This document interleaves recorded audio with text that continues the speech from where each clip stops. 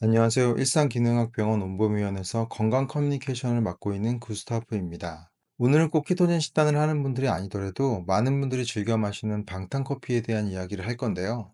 방탄커피를 처음 드셨을 때 느낌이 어떠셨나요? 사실 제가 키토젠 식단을 시작했던 2016년도만 해도 키토젠 식단을 하는 사람들은 무조건 방탄커피를 마셔야 한다는 암묵적인 공식 같은 게 있었습니다. 저도 혹신 반 두려움 반 기분으로 마셨던 것 같습니다. 버터 때문에 느끼할까 봐 걱정도 많이 했었는데요. 느끼한 맛보다 고소한 맛이 더 강하고 생각보다 맛있었습니다. 좋았던 건 맛뿐만 아니라 방탄커피만 마셔도 오전 내내 든든하게 포만감이 오래 갔었고 에너지가 넘치는 느낌을 아주 오랜만에 받았습니다. 그렇게 몇 달을 출근하자마자 방탄커피로 시작하는 날이 있었는데요. 문제는 시간이 지나면서 그 효과가 줄어들거나 아예 없어진 거죠. 그때는 그냥 그런가 보다 하고 신경을 안 썼던 것 같습니다. 하지만 키토젠 식단으로 상담을 요청하시는 분들이 꽤 자주 물어보는 주제라서 오늘 최신 연구 결과를 바탕으로 심층적으로 알아보려고 합니다. 운동을 처음 시작했을 때 근육통이 심하다가 점차 덜해지는 것처럼 우리 몸은 새로운 자극에 놀랍도록 빠르게 적응합니다. 방탄커피도 마찬가지인데요. 처음에는 신체에 새로운 자극을 주지만 지속적으로 섭취하면 몸이 이를 새로운 정상 상태로 받아들이게 됩니다. 최근 연구에 따르면 우리가 방탄커피에 넣어 마시는 MCT 오일을 지속적으로 섭취할 경우 초반에는 케톤체 생성이 활발해지지만 8주에서 12주 정도가 지나면서 그 생성량이 점차 감소한다고 합니다. 이는 우리 몸이 지방 대사에 더 효율적으로 적응하면서 나타나는 자연스러운 현상이라고 할 수 있는데요. 방탄커피의 MCT 오일과 버터는 포만감을 유발하는 호르몬인 콜레시스토키닌과 GLP-1의 분비를 촉진합니다. 콜레시스토키닌은 마치 우리 몸의 포만감 알람과 같아서 특히 지방을 섭취하면 빠르게 적응하고 배고픔을 없애줍니다. 재미있는 점은 이 호르몬이 편안함과 수면을 담당하는 세로토닌과 함께 작용한다는 건데요. 그래서 배가 부르면 행복해지고 잠이 잘 오는 것입니다. 하지만 오랫동안 필요 이상의 지방을 먹으면 우리 몸은 이 포만감 신호에 점점 둔감해지고 인슐린 저항성이 증가할 수 있습니다. 특히 평소 염증 수치가 높은 분들은 더욱 주의가 필요한데요. 여기서 오해하시면 안 되는 게 지방을 섭취해서가 아니고 필요 이상의 지방을 섭취하는 게 좋지 않다는 말씀을 드리는 것입니다.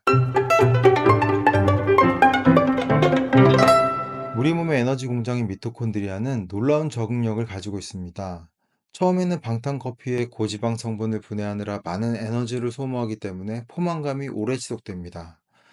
그러나 시간이 지나면서 미토콘드리아는 지방을 더 효율적으로 처리할 수 있게 되는데요. 마치 초보자가 숙련자가 되면서 같은 작업을 해도 힘이 덜 드는 것처럼 에너지를 만드는 데 필요한 에너지 소비량이 감소하게 됩니다. 한마디로 연비가 좋아지기 때문에 연료가 덜 필요한 겁니다. 우리 몸에 저장된 에너지도 더 잘 쓸 수 있는 몸이 된 것이기도 합니다. 그래서 키토젠 식단 이전의 몸보다 에너지가 갑자기 고갈되는 상태로 잘 빠지지 않습니다.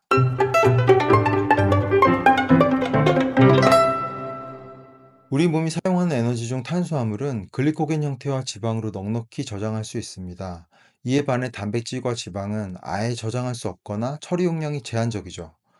최신 연구에 따르면 방탄커피와 같은 고지방류를 지속적으로 섭취했을 때 지방세포에서 분비하는 포만감 호르몬인 렙틴과 아디포넥틴과 같은 대사조절 호르몬의 분비 패턴이 변한다고 합니다. 특히 렙틴의 경우 지방세포에서 분비되기 때문에 체지방량에 많은 영향을 받는 호르몬입니다. 당연히 체지방이 증가할수록 분비량이 많아지는데요.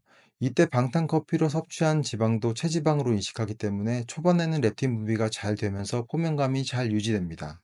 하지만 시간이 지날수록 렙틴도 이 상태에 적응하면서 반응도가 서서히 떨어지게 되는데요. 몸의 센서가 둔감해져 가는 것과 같기 때문에 같은 양의 방탄커피를 마셔도 포만감을 잘 느끼지 못하게 되는 것입니다. 슬프게도 이미 체지방이 많이 쌓여있는 몸은 렙틴의 반응도가 떨어지는 시점이 더 빨리 옵니다.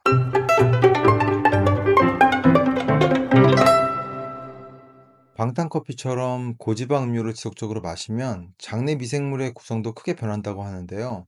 특히 퍼미큐스와 백테로이디스라는 미생물의 균형이 바뀌면서 지방 대사에 영향을 줍니다.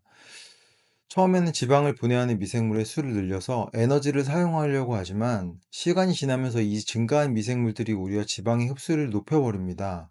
당연히 남는 에너지는 저장 모드로 바뀌어 버리고요. 여기서 중요한 것은 장내 미생물이 만드는 단세지방산인데요. 이것은 우리 장 건강의 핵심 물질로 많이 알려져 있습니다. 이 단세지방산은 평소에는 펩타이드 YY와 GLP-1이라는 포만감 호르몬의 분비를 촉진하는 역할을 하는데요. 하지만 방탄커피와 같은 고지방 음료를 계속 마시면 장내 미생물의 구성이 변하면서 이 작은 공장들의 생산 패턴도 달라지게 됩니다.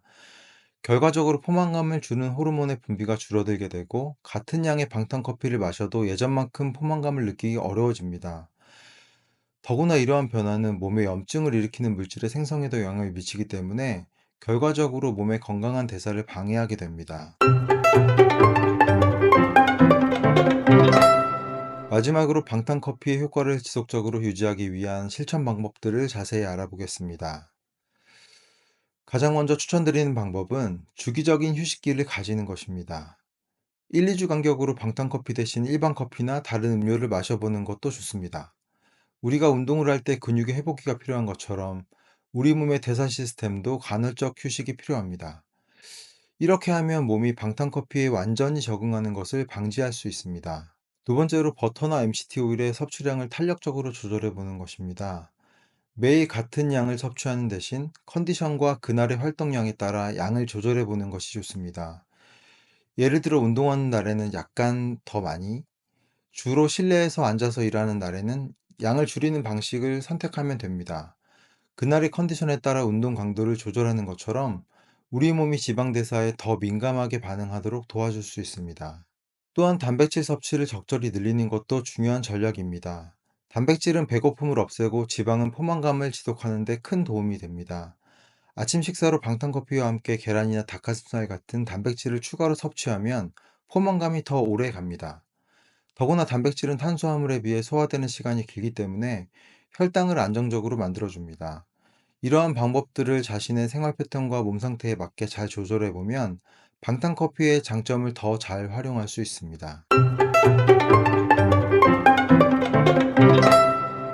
방탄커피의 효과가 갈수록 감소하는 것은 아쉽지만 긍정적으로 생각해 보면 우리 몸이 변화에 잘 적응한 좋은 결과라고 생각해 보는 것은 어떨까요? 키토제닉 식단한다고 방탄커피를 무지성으로 마시는 것보다는 이러한 이해를 바탕으로 방탄커피를 유용한 도구로서 잘 활용해 보면 좋을 것 같습니다.